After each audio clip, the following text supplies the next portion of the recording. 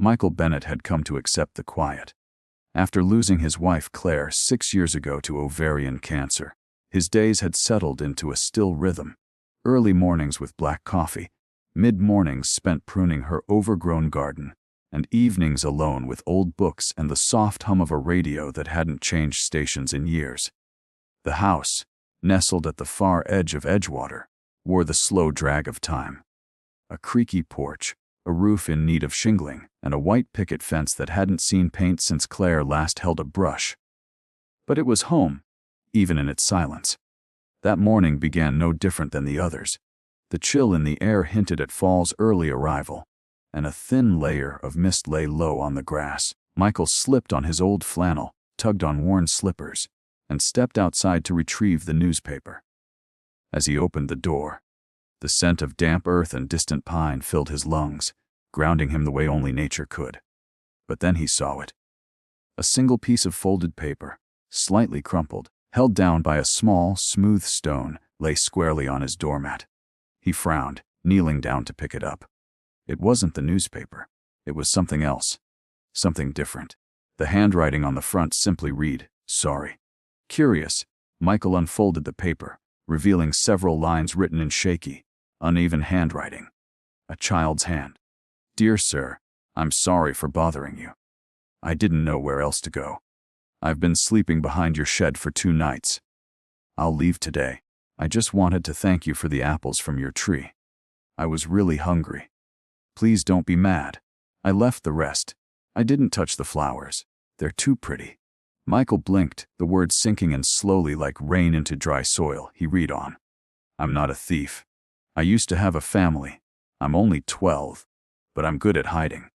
My name is Rosie. If you see this, I just wanted to say thank you. You were kind and you didn't even know it. P.S. Tell your wife the garden is beautiful. I sit by the daisies because it feels safe there." His hand shook. He read that last part again, eyes stinging. "Tell your wife the garden is beautiful." The Claire had planted those daisies. They had been her favorite. He had nearly dug them up the first summer after she passed. Too painful a reminder, but something stopped him. Now, years later, they bloomed defiantly, radiant white petals, catching the light beside the hydrangeas and hostas. It had taken him months to keep them alive, to tend the garden with the same care Claire once had. He did it to feel close to her, to pretend she was still around, humming as she watered and brushed soil from her knees.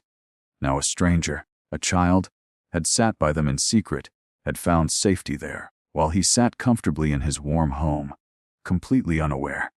Michael folded the letter carefully and placed it on the porch table. Without thinking, he stepped off the porch, crossing the yard with urgency. Behind the shed, where old lawn tools gathered dust, he spotted the signs. A flattened patch of grass, a few pieces of newspaper laid like bedding, a crumpled blanket tucked behind a stack of bricks. Empty juice boxes and 2 granola bar wrappers were placed neatly in a plastic bag. Nothing was stolen. Everything was clean, deliberate, and respectful. A child had lived here, and now she was gone. His breath caught as he surveyed the space. It chilled him, not from fear but from shame. How had he not noticed? Was he so wrapped up in his grief, his routine, that he had become blind to something happening just a few feet from his back door? He spent the rest of the morning in a daze. He couldn't eat, couldn't read. The radio droned on, ignored. The notes stayed with him, folded and unfolded in his hand like a prayer. Thoughts of Rosie haunted him. Where had she gone? Was she safe? How long had she been wandering before she found his backyard? Who had let a child fall through the cracks so deeply that a patch of grass behind an old shed became a sanctuary? By noon, Michael had an idea. He made a peanut butter and jelly sandwich. Not the fanciest meal, but something warm, something familiar. He added a banana, a bottle of water, and placed everything into a brown paper bag. On the outside, he wrote, "Rosie, if you're still nearby, please eat this. You're not a bother. I want to help. Michael." He left it on the porch, checking it every hour. No one came. That evening, he made another sandwich, another bag, another note. This time, he included a small flashlight and a clean pair of socks he'd never used. The town got cold at night. He left the porch light on, just in case she came back, just in case she saw the light and felt welcome. But darkness came, and the bag remained untouched. He didn't sleep much that night. Images of Rosie, a face he'd never even seen, flickered in his mind like a broken slideshow. What did she look like? Where had she come from? Who had failed her? The next day the food was gone. Michael found the empty bag neatly folded beside the porch chair, along with a new note. Thank you. You didn't have to, but you did. I don't want to cause trouble. You have a kind heart. I'll be okay. Rosie, that was all. No last name. No location. Just another note, each word stitched with gratitude and sadness. Michael stared at it, heart-torn. He felt the urge to do more. But how do you find someone who doesn't want to be found? That day, he visited the police station. Officer Marla Winters, a kind woman in her late 30s who often helped with local school drives, listened carefully. But when he handed her the notes, she hesitated. There have been a few cases, she admitted. Kids going missing. Some leave foster homes. Some disappear. It's hard, Michael. Most don't leave notes. But I can put out a notice. Discreet. Maybe someone's looking for her. Please do, he said quietly. She's scared, but she doesn't steal. She just wants to feel safe. Marla nodded. I'll see what I can do. Back home, Michael sat in the garden as the sun sank low, casting soft gold over Claire's daisies. He thought about the last line of Rosie's first note. Tell your wife the garden is beautiful. Tears slid down his cheeks without permission. He hadn't cried for Claire in years. Not really, but now he wept. Not just for her, not just for Rosie, but for the weight of all the silent heartbreak hiding behind sheds and locked doors. He cried for the lost children, for the overlooked kindness in this world, and for a single note that cracked open something he'd sealed away long ago. He didn't know what the next day would bring, but he knew this. He wasn't going to let Rosie's voice be swallowed by the wind. Not if he could help it. For the next few days, Michael couldn't stop watching the shadows around his house. Every breeze brushing past the daisies, every rustle near the shed, and every bird that perched on the fence made him look twice. He had become painfully alert to the silence. Rosie hadn't left another note, but the food bags continued to vanish each morning, taken quietly and respectfully, always with the wrapping returned or folded neatly near the porch. There were no signs of mischief or disorder. Just invisible footsteps. On the fourth morning, he decided to take a different approach. He prepared a simple breakfast, eggs, toast, and a cup of orange juice, and placed it on a tray. Alongside it, he left a small envelope. Inside was a carefully handwritten note. Rosie, I don't want to scare you. But if you feel ready, I'd love to talk. Just talk. You can sit across the yard. You don't have to come close. I'll be in the garden, near the daisies. You don't have to say a word. Michael. He didn't know if she would come. Maybe she was already gone. Just a passing spirit, a ghost of a girl who had left a gentle thank you behind. But part of him didn't believe that. The care she had shown, the way she respected the space, and especially the way she returned the bags, spoke of someone watching, someone still close.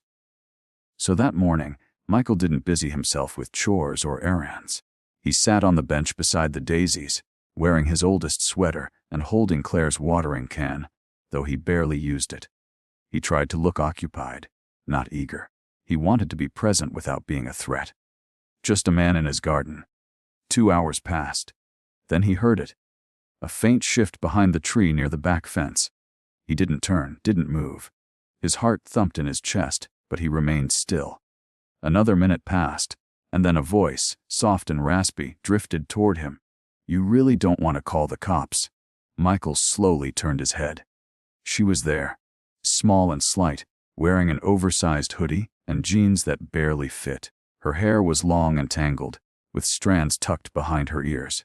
She stood just beyond the apple tree, her arms crossed tightly over her chest, eyes alert and cautious. No, he said gently. I already did once, but just to let them know you exist, not to get you in trouble. I wanted to make sure you were okay. She said nothing. Her gaze dropped to the ground. You can sit if you want. Michael offered, motioning toward the porch steps. Or just stand. I won't come closer. Rosie hesitated.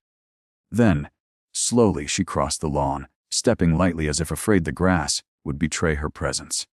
She perched on the edge of the bottom step, never taking her eyes off him. You left the flashlight, she murmured, and socks. I thought it might get cold at night. They were warm. Her voice cracked a little. Thank you. He smiled, not pushing further. The silence stretched again, but this time it felt softer, like a warm blanket rather than a wall. After a while she asked, Do you still miss your wife? Michael was caught off guard. Of all the things she could have said, that wasn't what he expected. But there was no judgment in her voice, only curiosity, empathy even. Every day, he replied honestly. Sometimes in small ways, sometimes all at once. Rosie nodded. I lost someone too. He didn't pry. He didn't ask who. He just waited. She was my foster mom, she said after a pause. Her name was Nita. She had a weird laugh and made really bad pancakes. But she let me pick daisies from the front yard, even when I ruined the garden. Michael's throat tightened. She sounds like someone who loved you. Rosie shrugged, wiping her nose on her sleeve. She got sick. Real fast. After that, I got moved again. The next place wasn't good. Michael felt the weight of her words, the spaces between them loaded with what she didn't say. Neglect. Fear. It didn't matter. The pain in her eyes was enough to understand that the system had failed her. So I ran, she said, her voice barely a whisper. I got on a truck going west. Hopped off when it stopped near here. I didn't mean to stay. But then I saw the daisies. They reminded you of her. Rosie nodded. Michael looked out over the garden, taking a deep breath. You can stay, he said finally. Not forever. I mean, we'll have to figure things out. But until we do, you don't have to hide. Her head snapped up. Really? Wes, he smiled. But only if you want to. I won't force you. I don't want to go back, she said quickly. Not to another home where I'm just a problem. You're not a problem, Rosie. You're a person, and you deserve to be treated like one. That evening, Rosie sat on the porch while Michael made dinner. She didn't want to come inside yet. The house made her nervous, she admitted. So he brought out a plate of pasta and garlic bread, and they ate on the steps under the stars. She didn't say much, but she asked about Claire. How they met, what she liked, what her laugh sounded like. She used to dance in the kitchen, Michael said with a soft smile. Even when there wasn't any music. Rosie giggled. That's weird. It was perfect, he replied. After dinner, she handed him a piece of folded paper. It was another note. But this time, it wasn't just thanks. Michael, I think Nita would have liked your garden too. I feel safe here. I don't know what will happen next, but I hope I can stay a little longer. You didn't treat me like trash. You didn't ask me to prove anything. I think that's the first time in a long time I've felt human. Rosie. Michael didn't cry this time. But the lump in his throat stayed with him all night. Over the next week, Rosie slowly opened up. She began sleeping inside. First on the couch, then in Claire's old sewing room, which Michael had cleared out and painted years ago but never used. She loved books and art. She could draw beautifully, though she hid her sketchbook at first. Michael encouraged her gently, praising the one picture she left out, a drawing of daisies under the moonlight. Marla Winters came by once. Michael had called her and explained the situation in full. She listened carefully, then sat with Rosie on the porch and asked questions in a way that didn't feel like an interrogation. At the end of the visit, she nodded and told Michael she'd do everything she could to help Rosie find a path that didn't involve another cold institution. She's a fighter, Marla said quietly. But she needs an anchor. Someone to believe she's worth staying for. Michael looked back at the house, where Rosie was sitting at the kitchen table sketching. I think she already is. That night, as he tucked a blanket around her shoulders and left a cup of tea nearby, Rosie stopped him at the door. Michael, she said, her voice uncertain. He turned. Do you think your wife would have liked me? He paused, smiling softly. She would have adored you. And for the first time, Rosie smiled back. Not the small, guarded grin she used to test people, but a real one, a smile full of possibility.